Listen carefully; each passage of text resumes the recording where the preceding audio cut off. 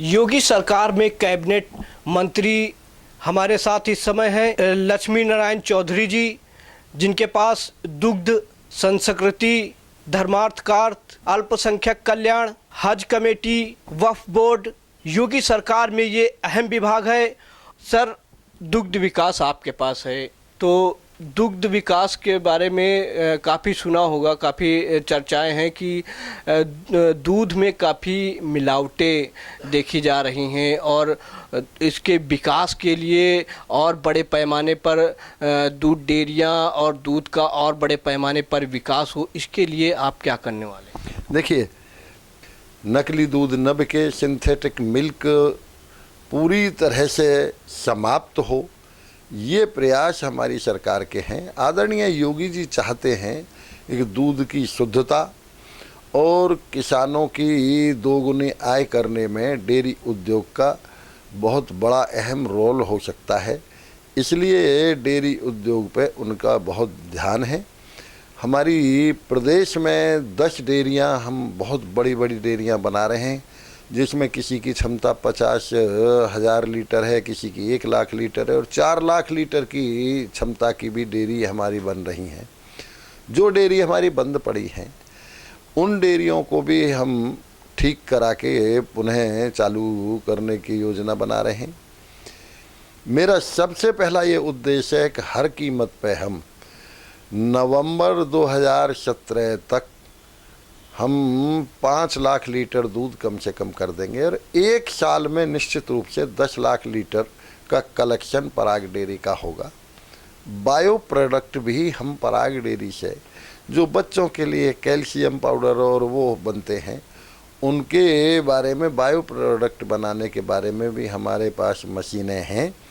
Sir, ये सब तो ठीक है, लेकिन दूध जो है हर घर की ज़रूरत है, आवश्यकता है, और अब इस दूध में बड़े पैमाने पर जो मिलावटी कार्य हो रहा है उसको रोकने के लिए आप क्या योजना बना रहे हैं? देखिए, दूध में मिलावटी कार्य शब्द को आप लोगों को समाप्त करना चाहिए। दूध में मिलावट किस चीज़ की होगी? दूध में तो मिलावट पानी की होगी। वो सिंथेटिक मिल्क है, उसमें दूध होता ही नहीं है। वो तो प्योर यूरिया और ऐसे एसिड डाल के बनाया जाता है, उसमें दूध नाम की चीज़ ही नहीं होती। इसलिए उस सिंथेटिक मिल्क को या बनावटी या नकली दूध को प्रतिबंध करने के लिए हम बहुत कड़े प्रावधान बनाने जा रहे हैं, जिससे एक जो स्लो पॉइजन दे रहे हैं आज की पीढ़ी को, उनको कठोर से कठोर दंड दिया जा सके और उन पर नियंत्रण किया जा सके।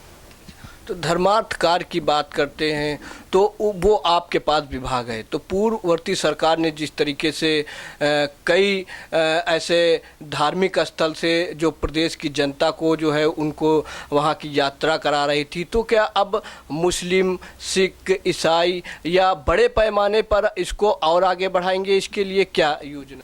हमारे आदरणीय मुख्यमंत्री का सबका साथ सबका विकास, इसलिए हमारे यहाँ सिख, मुस्लिम, ईसाई, बौद्ध, पारसी, हिंदू इस तरह का कोई भेदभाव नहीं है। हम चाहते हैं, हमारा ये प्रयास है कि हज भी लोग ज़्यादा से ज़्यादा जाएं और हम ये चाहते हैं कि मानसरोवर की यात्रा भी ज़्यादा से ज़्यादा करें, चारों धामों की यात्रा भी ज़्यादा से ज़्यादा लोग करें। इसलिए ये केवल सोचना, हम कभी भी जाति और वर्ग भेद के आधार पर कोई विकास कार्य नहीं करते। विकास कार्य करते हैं सबके विकास के लिए। जितने भी हमारे धार्मिक स्थल हैं, हम उनको विकसित करके पर्यटन को आकर्षित करना चाहते हैं। धार्मिक स्थल की बात करें तो विंध्याचल एक बड़ा धार्मिक स्थल है, बहुत सारे लोग वहाँ जाते भी हैं, लेकिन उस बड़े पैमाने पर उसकी रूपरेखा या बड़े पैमाने पर उसका प्रचार प्रसार या उस तरीके की सुविधाएं नहीं मिल पा रही हैं जिस तरीके से अन्य धार्मिक स्थलों के पास हैं। इसके लिए क्या करेंगे आप? पूर्ववर्ती सरकारों ने क्या किया, इस पर मुझे कोई कमेंट नहीं करना है। पूर्ववर्ती सरकारों का जो ध्येय रहा होगा, वो केवल माता रानी के दरबार में गए और अपने भले के लिए वहाँ आशीष मांग के चले आए। मैं मानता हूँ विंध्यवासिनी देवी कि इतनी मान्यता है, धार्मिक आस्था से जुड़ी हुई हैं।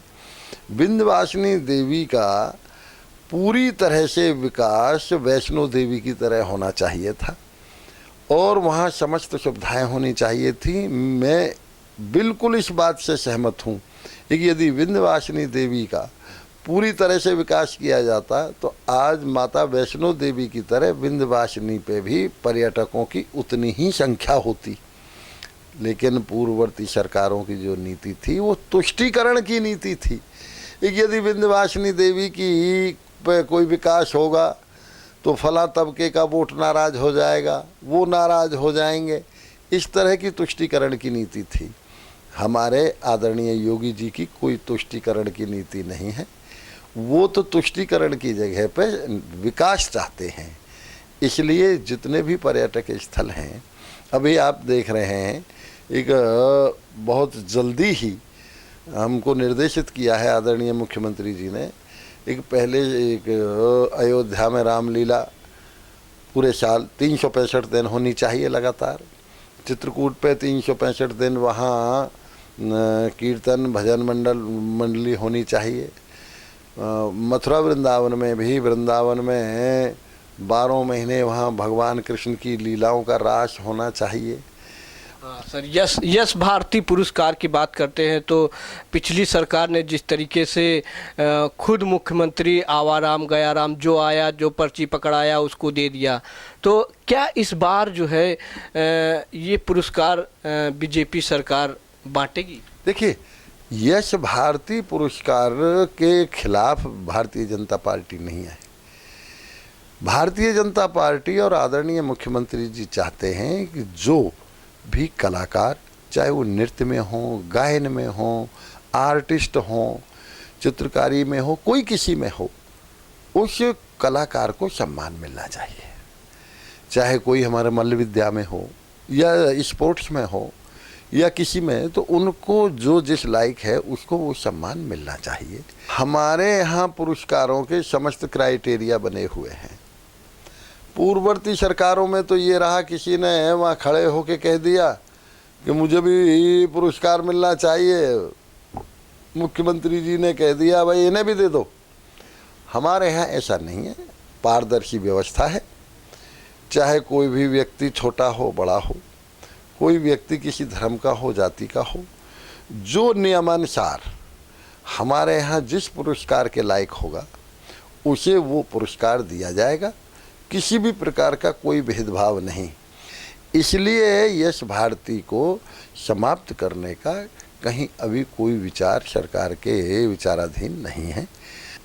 तो अल्पसंख्यक कल्याण आपके पास है, तो अल्पसंख्यक कल्याण से लोगों को और अधिक लाभान्वित और उनको और अधिक पारदर्शी और आपकी जो योजनाएं हैं लोगों तक, नीचे तक के तबके तक पहुँचे, उसके लिए क्या कार्य योजना आपके पास है? देखिए, अल्पसंख्यक का जो अब तक रहा है वो केवल एक समुदाय को ही लाभ विशेष रहा है। हमारा बिल्कुल प्रयास है आदरणीय मुख्यमंत्री जी के निर्देशन में, जितने भी अल्पसंख्यक समुदाय हमारे नियमानुसार आते हैं उन समस्त को, चाहे वो हमारे मुस्लिम भाई हों, चाहे जैन हों, चाहे बौद्ध हों, चाहे ईसाई हों, चाहे पारसी हों, चाहे सिख समुदाय हो, मुख्य रूप से यही आते हैं अल्पसंख्यक समुदाय में। अब सभी का विकास किया जाएगा। अब तक एक समुदाय को छोड़ के अन्य समुदायों को कभी 1 रुपया भी किसी सरकार ने उनके विकास में नहीं लगाया, लेकिन अब सबके विकास में लगाया जाएगा। कोई किसी तरह का भेदभाव नहीं। दूसरे नंबर ये एक अल्पसंख्यक कल्याण के लिए हमारी बहुत योजनाएं हैं। हम ये चाहते हैं एक उनके जो मदरसे हैं, उनके जो शिक्षा विभाग के इंस्टीट्यूशन हैं, हम ये चाहते हैं वहाँ रोजगार परक शिक्षा हो। हम ये चाहते हैं कि वहाँ जो गरीब कन्याएं हैं उनकी शादियों के लिए मदद की जाए, सरकार कर रही है। इसी तरह से छात्रवृत्ति हम दे रहे हैं वहाँ के बच्चों को पढ़ने के लिए।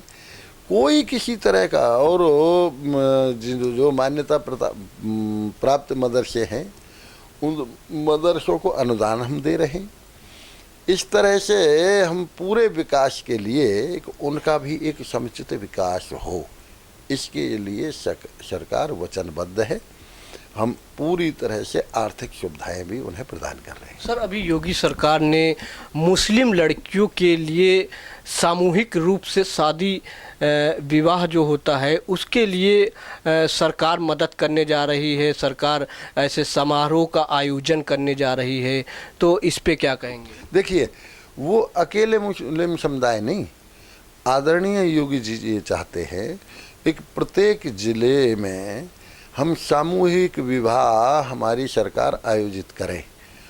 उसमें किसी जाति किसी धर्म का कोई भेदभाव नहीं, उसमें समस्त जाति और धर्मों की हमारी कन्याएं हों और उन कन्याओं की शादियां बड़ी प्रसन्नतापूर्वक हो सके। इससे कई लाभ होंगे।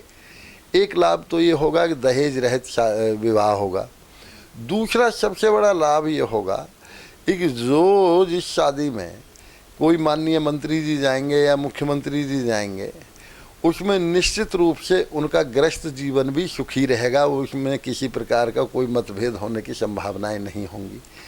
इसलिए प्रत्येक जिले के हेडक्वार्टर पे आदरणीय मुख्यमंत्री जी समस्त धर्म और जातियों की कन्याओं की सामूहिक विवाह कराना चाहते हैं। देखिए, वैसे 3 तलाक का मामला सुप्रीम कोर्ट में है, इसलिए माननीय न्यायालय के उसमें कोई भी टिप्पणी करना ठीक नहीं है।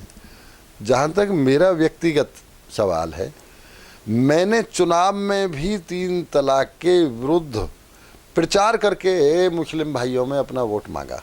आपके संकल्प पत्र था जो बीजेपी का, उसमें भी 3 तलाक का जिक्र था। मैं स्वयं कह रहा हूँ कि मैंने तो प्रचार में ही 3 तलाक का विरोध करके वोट मांगा था मुस्लिम भाइयों में, और मुस्लिम भाइयों में मुझे पहले इतना वोट कभी नहीं मिला जितने अब के वोट मिला। इसलिए मैं तो पूरी तरह से व्यक्तिगत रूप से 3 तलाक के पहले भी विरुद्ध था और आज भी विरोध में हूँ।